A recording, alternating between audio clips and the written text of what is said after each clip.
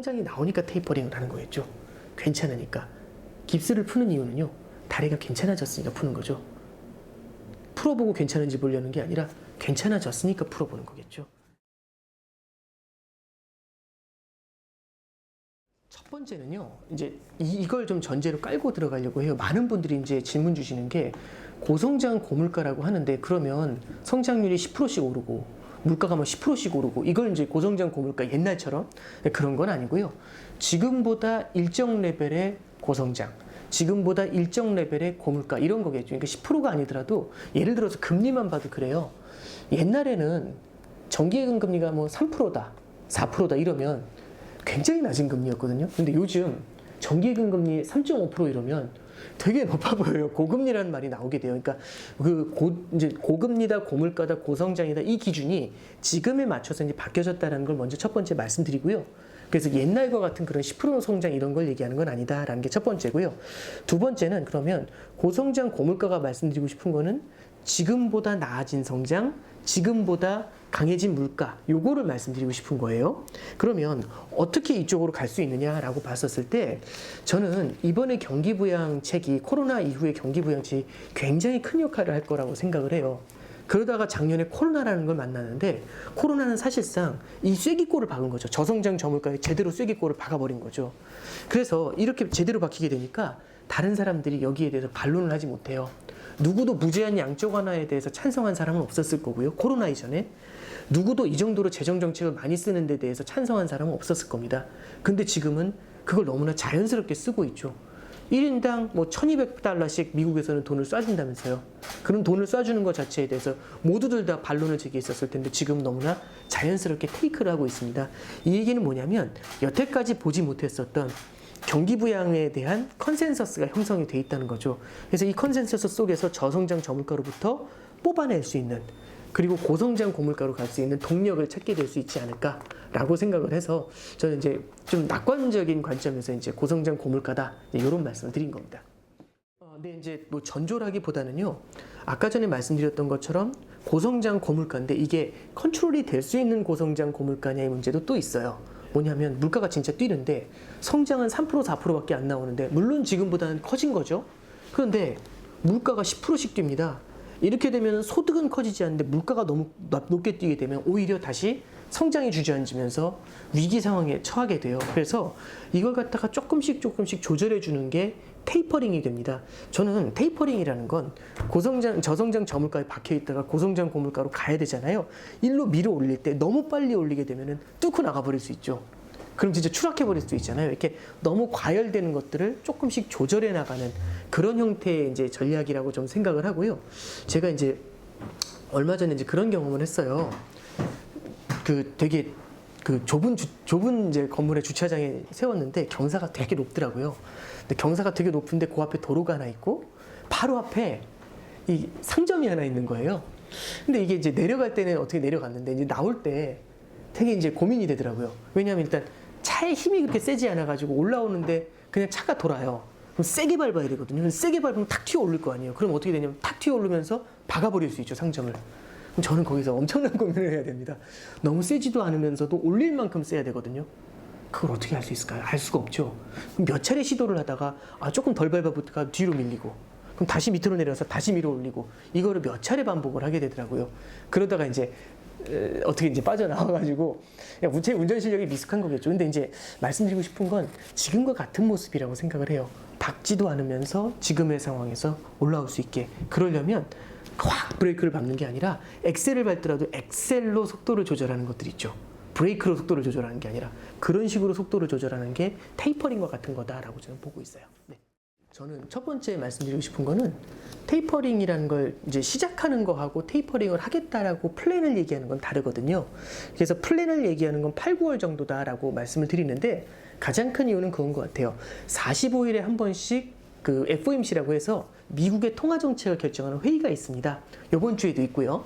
그럼 45일에 한 번씩 있으면 6월 중순에 있으니까 45일이면 7월 말, 그 다음에 9월 중순 이렇게 이제 가게 되거든요.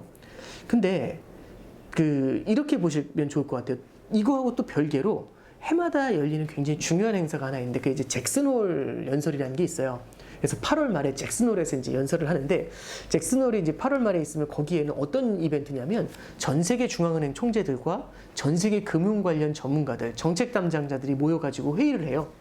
회의라기보다는 이제 다양한 최근의 이슈에 대해서 좋은 얘기들을 서로 이제 공유를 하게 됩니다. 그러면 저는 이렇게 생각을 해요. 테이퍼링이라는 거, 미국의 테이퍼링은요, 우리나라하고는 좀 다른 게 미국의 테이퍼링은 전 세계 금융시장에 영향을 줍니다. 그럼 전 세계 금융시장에 거기에 대한 어떤 컨센서스를 형성을 하고 논의를 하는 건 분명히 필요하게 될 것 같아요. 그래서 첫 번째 말씀드리고 싶은 거는 전 세계와의 통화정책 공조 차원에서 테이퍼링을 잭슨홀에서 어느 정도 선언하는 게 좀 더 스무스할 것 같고, 두 번째는 8월 말에 이제 잭슨홀에서 어느 정도 운을 띄운 다음에 9월 중순에 FOMC가 있거든요.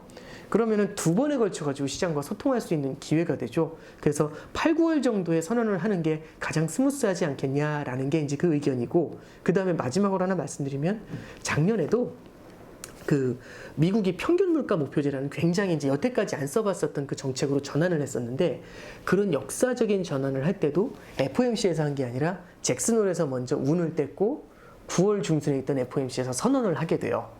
그래서 이런 패턴들을 봤었을 때 저는 이제 8, 9월 정도가 테이퍼링의 적절한 시기가 되지 않을까 그렇게 생각을 하고, 8, 9월에 테이퍼링을 선언을 하게 되면은 이제 언제부터 시작하냐에 대한 얘기가 나올 겁니다. 그럼 그 시작은 내년 초, 내년 중반 그 정도가 되지 않을까 싶어요. 네.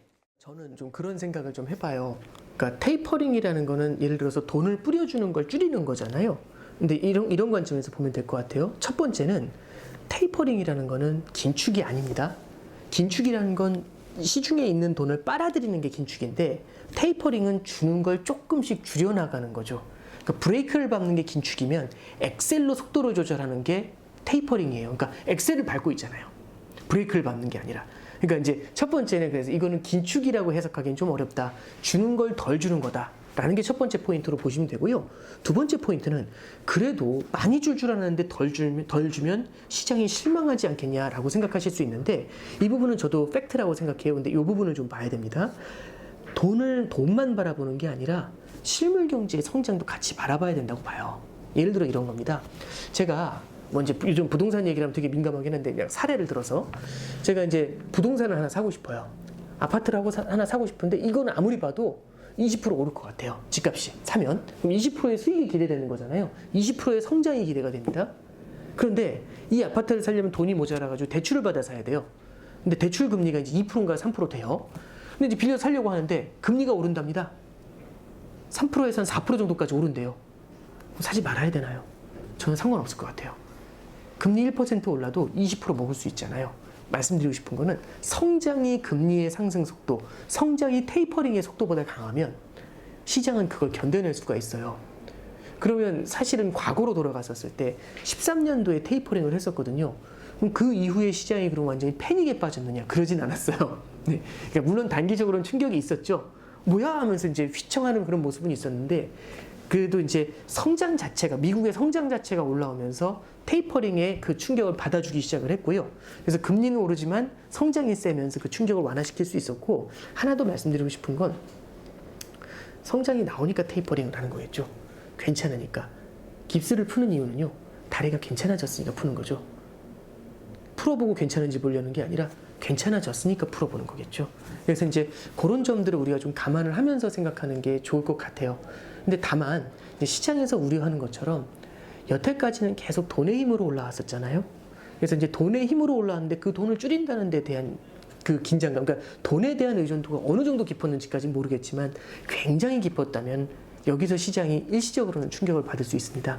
그 두 번째는 만약에 테이퍼링을 하는데 괜찮으니까 테이퍼링 하는 거잖아요. 알고 보니까 안 괜찮았으면 이라는 건 분명히 리스크가 될 수 있어요. 그래서 무조건 테이퍼링을 하면 시장이 빠진다 이렇게 생각할 게 아니라, 테이퍼링이 무엇인지에 대한 고민이 첫 번째 필요하고, 두 번째는 성장 사이드를 같이 바라볼 필요가 있다라는 점을 좀 생각해 주시면 좋겠습니다. 네.